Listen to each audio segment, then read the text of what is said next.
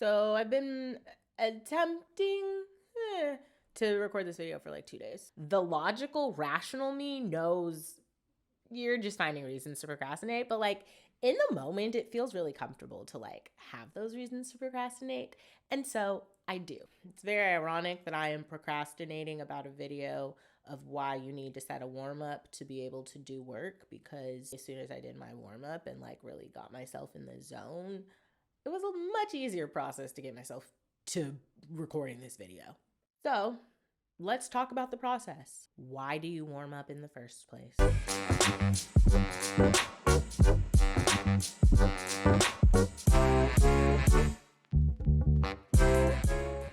When I would do gymnastics, we had a very long warm up. Our warm up was almost like 30 minutes, and gymnastics class would be like an hour and a half.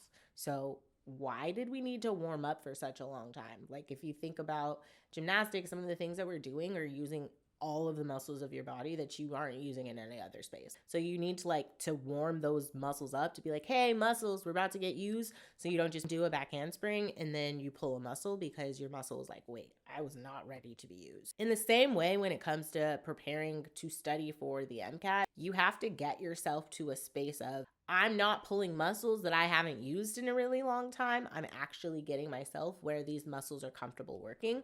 And a lot of that comes from you warming up. But what your warm up is going to consist of is going to depend on what you have to get done for the day.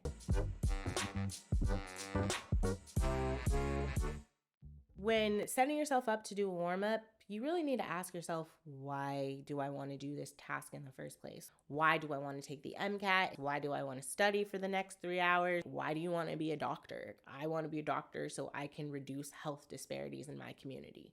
I know that in order to do that, I have to take the MCAT. So like there are some things that I'm not necessarily going to want to do on the way to the outcome that I do want to do. But I believe so strongly in that outcome that I'm going to do all of the steps necessary to get to that outcome and not let all of the interim like throw me off course. Like, I just want to try to get something done today. Like, no, I have a very specific thing that I want to get done, and I know exactly what's preventing me from being able to get it done. If I am to actually get it done, I really need to have an honest conversation with myself about which of those emotions can just be put to the side and which emotions I need to address, because they are going to impact the quality of the video if I do not address them first.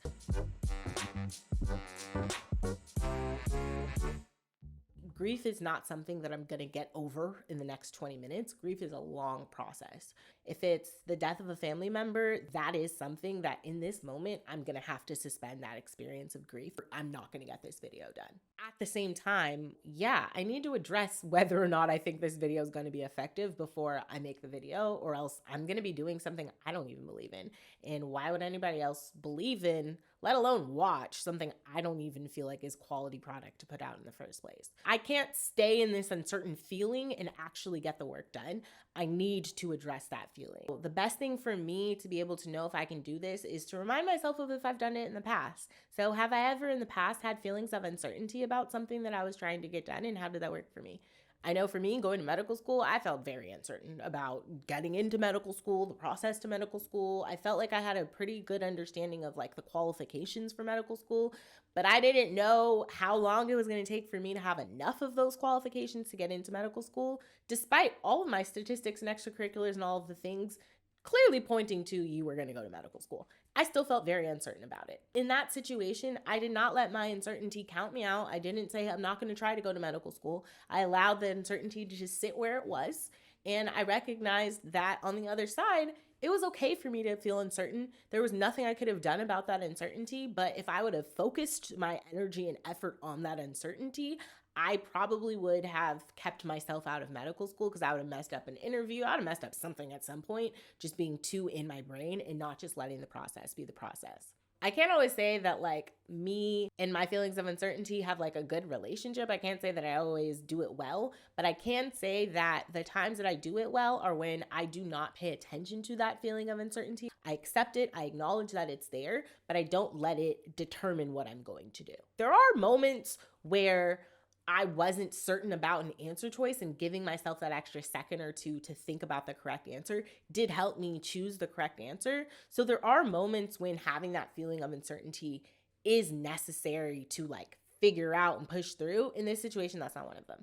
So being able for myself during that warm up to determine, okay, how am I feeling? Why am I feeling this way? How do I prevent myself from feeling that way in the future is where I start. So now the emotion parts is gone, and now I need to figure out what my agenda is going to be for what I'm trying to get done for today. The first thing to keep in mind is to build in space for failure.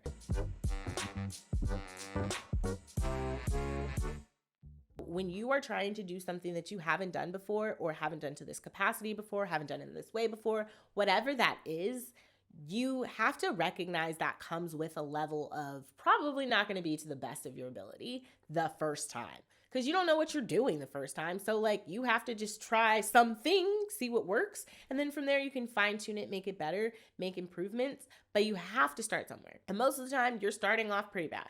So in that agenda, allowing space for the failure, allowing space for you to grow from the failure, not just like, oh, I'm going to fail, but like, no, I know I'm probably going to get most of these questions wrong today. So I think I'm going to need to spend a little bit more of my time doing review as opposed to answering questions, because I already know these questions are going to be wrong anyways. And it's not really a good use of my time to go answering a whole bunch of questions that I'm just getting wrong. I know based on that, that's probably something I'm going to need to build into my day today. So number one, build in space for failure. Number two, start small.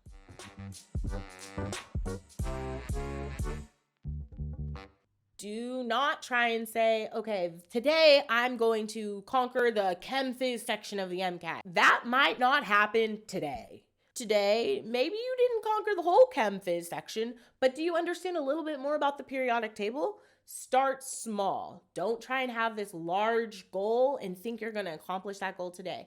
The smaller the goal, the better, because then you're also going to actually feel like you accomplished something. So if you can say, okay, I'm going to understand the alkali metals of the periodic table, then you can expand that and be like, oh, I'm going to do alkali and alkaline earth, and I'm going to do transition metals. And now you are not even saying, I'm going to do the periodic table. You have way more things that you're able to check off of your to-do list, but you also feel like you're a lot more productive and not just overwhelmed and daunted by the task that's in front of you. The third step in building your to-do list or your agenda for the day is to stay present.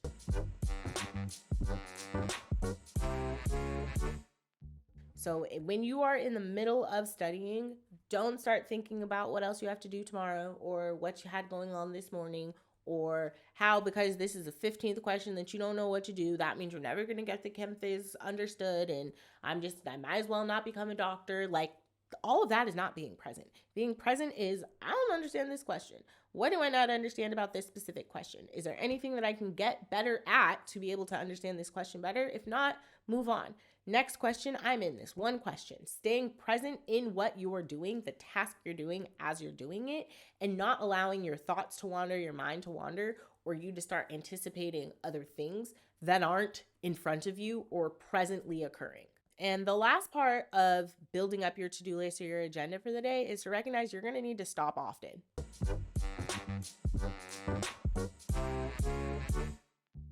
Every time you end up failing, you should be reassessing, redesigning, redeveloping. It shouldn't be, okay, well, I've done the same thing for 14 days and this thing has not helped me for 14 days, but on the 15th day, God rested and now it's going to happen. Like, that's not about to happen. So recognize, I need to stop, reassess, configure, try something else based on the failures and the successes that I was experiencing. If you recognize, okay, I need to stop every 30 minutes because if I allow myself to go an hour, I forgot about some of those things that I did that made a difference. Allow yourself to stop as often as needed. When I say stop, I don't mean stop to have a break. This is not a stop to be like, let me see what's on Instagram, or let me just check out TikTok right quick, or I saw that I have 3 missed calls. Like, that's not this time for this break. This is stopping to reassess and figure out how to better your agenda. There is absolutely time for you to have those breaks in between, but that is not an often stop. You have to become a little bit more disciplined with yourself about how much time you're giving for breaks. And when I say you, I mean me, because I was giving myself a very long break today, and I still got the video done in time, like whatever, but like, If I'm being honest with myself, I could have done this more effectively or efficiently. I didn't need to procrastinate as much as I did. And so next time, I'm going to do better at not procrastinating. We'll see if I actually do it. Like, there's a difference between try and do. According to Yoda, do or do not, there is no try. But like, according to me, I'm a try. Because like, I love a good old college try. And I think that that also gives me the space and grace for me to be able to reassess and stop and try again differently and just repivot. Because if I feel like I just have to do, then I'm going to do it to perfection, no matter how long it takes me, no matter what I have to do, no matter what I have to sacrifice in order to make it happen. Like, I'm going to do it. Trying gives me space to not be fully committed to the outcome. And I kind of need that to actually make the outcome that I need. The other part about your warm up is to make it your own. Like, whatever music you want to listen to while you're doing this thought process. If you don't want to listen to music, if you want to listen to ocean sounds, if you want to listen to rain sounds, if you want to watch a video while you're doing it, there's so many ways for you to be able to do a warm up to get yourself into the space. And your warm up shouldn't be the same thing every single day. Do I need to do a warm up for 20, 35 minutes? Do I need to do a warm up for 5 minutes and just get straight into it? It's not going to come overnight. It's absolutely something that comes the more you sit with yourself, the more you're developing yourself. But figuring out what you need to be able to warm up for the day is going to make all of the difference in you being able to have the outcomes you desire based on what you're trying to get done for the day.